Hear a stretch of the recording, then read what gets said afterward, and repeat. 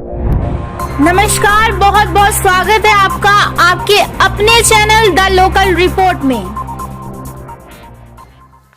नमस्कार, आप जुड़ गए हैं द लोकल रिपोर्ट के साथ। मैं हूं संध्या खजूरिया। आज हमारे साथ कुछ खास बातचीत करने के लिए मौजूद हैं BJP youth leader doctor Fahad Rameez ji. Sir, आपका बहुत बहुत स्वागत है the local report. Thank you so much. Sir, MCD chairman के साथ कल प्रेस कॉन्फ्रेंस हुई। उन्होंने उसमें बताया कि बीजेपी लीडर्स ने वर्कर्स द्वारा उनके ऊपर हमला करवाया। इस बात पे कितनी सच्चाई है? देखिए, ये बिल्कुल बेबुनियाद एक एलिगेशन है और इस पर पुलिस भी जो है वो अभी वेरीफाई कर रही है कि क्या हुआ है क्या नहीं हुआ है। मैं यही कहूँगा कि देखिए, हर तरह की इस तरह की एक्टिविटी जो है वो मुझे नहीं लगता है कि वो शोभा देती है एक इलेक्शन प्रोसेस को अंजाम देने में। लेकिन मैं फिर से यही कहूँगा कि अभी पुलिस के पास वो केस है, पुलिस इसकी वेरिफिकेशन कर रही है, जो सच होगा सामने आ जाएगा। आदाब सर के साथ कल इंटरव्यू हुआ टीएलआर के साथ। उस इंटरव्यू में उन्होंने कहा कि बीजेपी बौखलाहट हो गई है, डर लग रहा है हारने का, इसीलिए वो सामने नहीं आ रही है और इसीलिए उन्होंने हमला करवाया उनके ऊपर। देखिए, बीजेपी को तब बौखलाहट नहीं हुई थी जब हम ऑपोजिशन में सेंटर पे, जब हमारे पास 2 सीट्स थी। हम तो बौखलाहट, बीजेपी के साथ बौखलाहट का नाम जोड़ना जो है वो एक इमैच्योर पॉलिटिशियन की एक इमैच्योर सोच हो सकती है। BJP most of the time हम लोग अपोजिशन में बैठे हुए हैं और हमने अपने प्रिंसिपल्स के साथ कोई सौदा नहीं किया। हमने कभी भी जो है अपने उसूलों के साथ सौदा नहीं किया, चाहे वो हार हो चाहे वो जीत हो। अगर हमें इतनी बौखलाहट होती तो हम इन लोगों को जो है वो बीजेपी का शुक्रगुजार होना चाहिए कि डीडीसी के इलेक्शंस और सरपंच के इलेक्शंस जो है, अभी पंचायती इलेक्शन जो पिछली बार हुए, वो ठीक है अगर वो कॉन्स्टिट्यूशन में उसका दायरा है, लेकिन इम्प्लीमेंटेशन बीजेपी सरकार ने की तो बौखलाहट किस चीज़ की हो सकती है? क्योंकि बौखलाहट अब देखिए, 2 दिन पहले ही जो है कांग्रेस और एनसी आपस में जो है वो कोलेशन किए, अलायंस किए गुंदना और मरमत की सीट पे। हाँ, उनको ये डर हो सकता है कि कहीं हमारे जो दिग्गज नेता है श्री शक्तिराज परिहार जी, वो कहीं सुतड़ा साफ ना कर बैठे सबका, इसलिए जो है वो 2 सीटों से ही सिर्फ जो है वो हम तो चाहते थे कि वो भी मैदान में उतरे और उन्होंने गलत एक आइडिया फैलाया हुआ लोगों के बीच में कि डीडीसी इलेक्शंस जो है वो छोटे इलेक्शंस हैं एमएलए से, इसलिए शायद परिहार साहब कल को सरपंची इलेक्शंस भी खुद लड़े। असल में इन लोगों को पहले स्टडी कर लेना चाहिए अच्छी तरह की पॉलिटिकल लैंग्वेज में जो है वो डीडीसी इलेक्शंस क्या महत्व रखता है, क्या इंपॉर्टेंस रखता है, एमएलए जो है वो क्या इंपॉर्टेंस रखता है, और फिर ये बातें करनी चाहिए। लेकिन जहाँ तक मुझे देखने को मिला कि ये लोग एक झूठ की बातें फैला रहे हैं कि भाई झूठी एक वो नॉलेज जो है वो लोगों में डालने की कोशिश कर रहे हैं लोगों के दिमाग में कि डीडीसी इलेक्शंस उतने बड़े इलेक्शंस नहीं है। मैं आपको बता दूं कि ये election same as cabinet minister rank जो होता है एक मंत्रिमंडल में, ये एक वैसा ही एक चुनाव है, एक कैबिनेट मिनिस्टर की रैंक का चुनाव है ये। और जो उन्होंने कहा कि बौखलाहट है इसलिए जो है वो मार पिटाई करवाई है, वो करवाई है, तो एनसी का अपना हिस्टोरिकल एक टाइम पीरियड रहा हुआ है।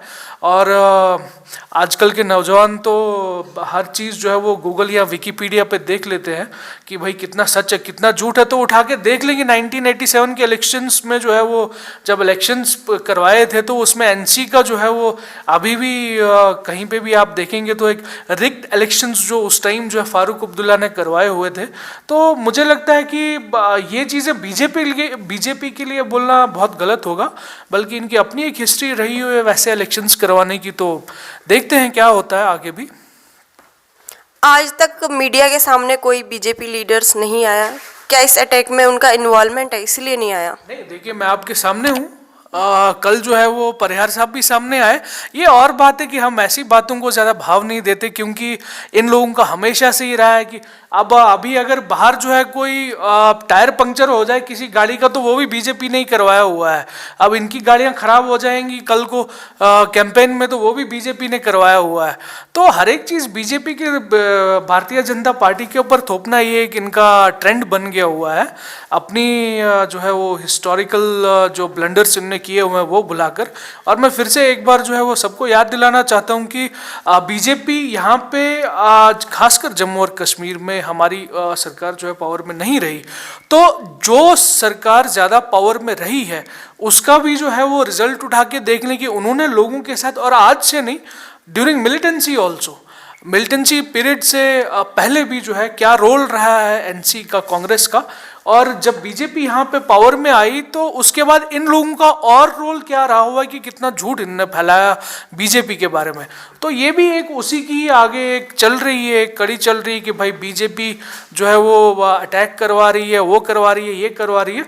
अभी 24 तारीख के बाद जो है सब कुछ ठीक हो जाएगा, सब कुछ भूल जाएंगे ये लोग, किसने अटैक करवाया था, क्या शराब बांटी थी, क्या पैसा बांटा था। तब इनके पास आप एक बार फिर से जो है जाइएगा और पूछिएगा कि तब जो है आप कह रहे थे बौखलाहट में है, वो है, ये है, तो अभी हुआ क्या। तो 24 तारीख के बाद मैं आप सबसे रिक्वेस्ट करूंगा कि एक बार फिर इनके पैनल में जाके जो है इनसे ये एक सवाल पूछिएगा कि तब क्या हुआ, अब तब आपकी जो है वो आवाज़ कैसी थी और आज कैसी है। 2 सीटों पर एनसी और कांग्रेस का अलायंस था, उसमें शक्ति परिहार सर इलेक्शन लड़ रहे थे। उन 2 जगहों पर पहले वो भाई भाई थे, फिर घट कॉन्स्टिट्यूंसी के बाद वो एक दूसरे के दुश्मन बन गए।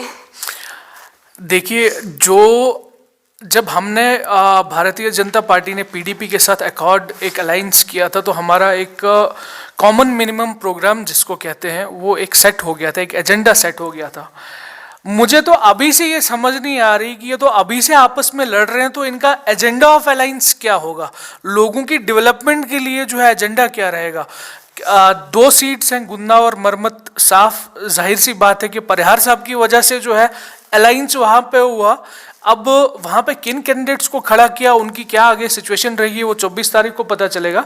लेकिन फिलहाल विद इन 2 डेज मैं इसलिए भी ज़्यादा नहीं बोलना चाहता क्योंकि मजीद साहब भी बड़े हैं, खालिद साहब भी बड़े हैं, मैं अपने बड़ों की इज्जत करता हूँ, लेकिन दे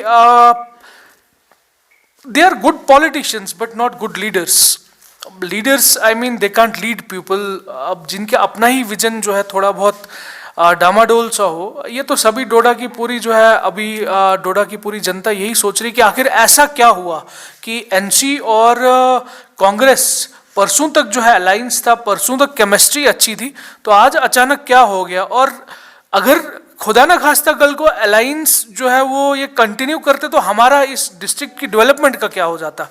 तो मैं सोचता हूँ एक लैक ऑफ विजन है, लैक ऑफ अंडरस्टैंडिंग है, एक लैक ऑफ विल है लोगों का जो है वो माइंड अंडरस्टैंड करने की या डेवलपमेंटल एजेंडास पर फोकस करने की। ये उसी की एक अब मैं कहूँगा कि उसी की एक कड़ी है कि वो लोग आपसी वो डिसाइड नहीं कर पा रहे कि आखिर हमने करना क्या है। तो ये थे हमारे साथ BJP youth leader Fahad sir. तो मुझे दीजिए इजाज़त। Thank you. जय Hind. Subscribe the local report and press the bell icon. You will get all new notification. Thank you.